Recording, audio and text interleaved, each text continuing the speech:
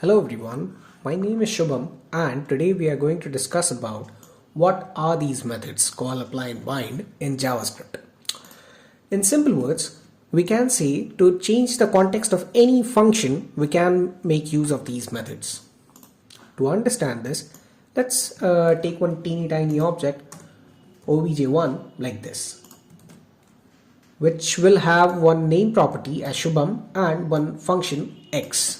Now if we want to whenever we call this function x, something like obj1.x, let's check the log in the console. See, it is showing hello, my name is Shubham. Now let's take another example of obj2. Here it is, the name property is showing Kumar.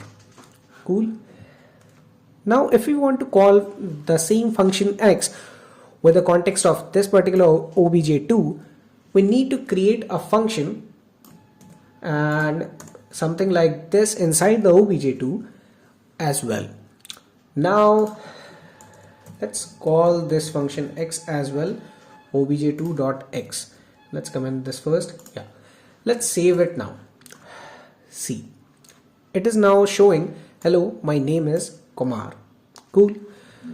So what if I say that without creating another function, we can simply borrow the same function what we had created earlier. Cool. Let's do that.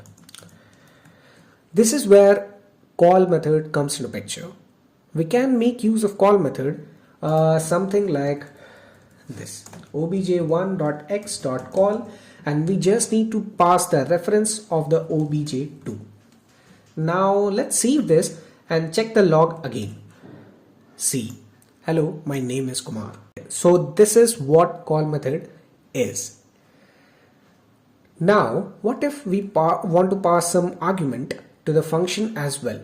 Let's say something like age and address. Cool. And let's change the console log as well in order to get the name and address, something like this. Cool. Let's check the console again. By the way, let's call the function obj1.x for now with our new arguments, let's say 25 and Durgapur. See, now it is showing hello, my name is Shubham and I am of 25 years old from Durgapur. Correct? So this is how call method works. Correct? So what do we do in order to get the same result by using call method? We just need to pass the same argument one by one in call method as well.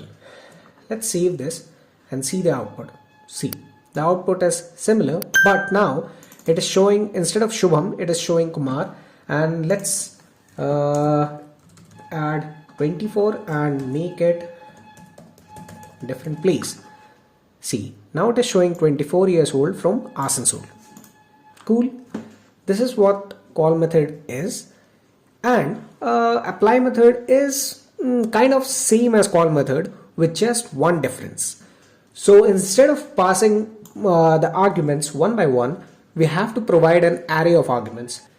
In order to make this as apply method, we just need to make few changes, like we need to wrap these arguments in an array. And let's save this file and check the log again. See, it is showing the same result. So this is how we can use call and apply method.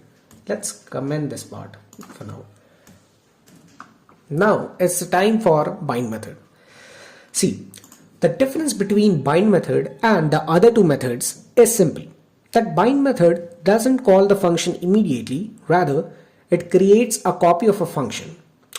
I'm saying it again. This method doesn't call the function immediately, unlike these two lines. Cool. Rather, it will create a copy of the function that can be called later. It basically binds the function with the context of the object. Let's take one example. So in order to use bind method, what we can do is we can make use of bind method like this, and we need to pass the context of obj2 and the similar arguments Asansol. Now instead of calling this, we can assign it to some x2 function which we can call later, like this. So let's check the console again by saving this file. See, the output is again same. My name is Kumar and I am of 25 years old from Asansol. Cool stuff, right? Let me show one more cool thing. Let's take to array. Let's comment it first. Let's take to array something like this. And what if let's say we want to concatenate these two array. We can make use of push method, and using a spread operator we can do so, right? Let's console log the ARR1. Let's check the console now. See, now it has been concatenated. Cool. We, instead of doing like this, we can make use of apply method as well by doing like this. First argument is the context of ARR1, and second, as you already know, apply method takes an array of arguments. Here in this case it will be array2. So let's console log ARR1 again by saving this file. See, the result is kind of similar. Cool. Actually, this is not an interview question, but you can put it as a use case to like how to use apply method. Cool. So that's it for this video. I hope you have understood how call, apply and bind method works. From next video, I am going to cover machine coding interview questions like how to create a custom hook in React to fetch a data from an API endpoint, and some other interesting questions as well. If you like my videos, hit the subscribe button and share it among your college groups or LinkedIn connections. See you next time. Bye.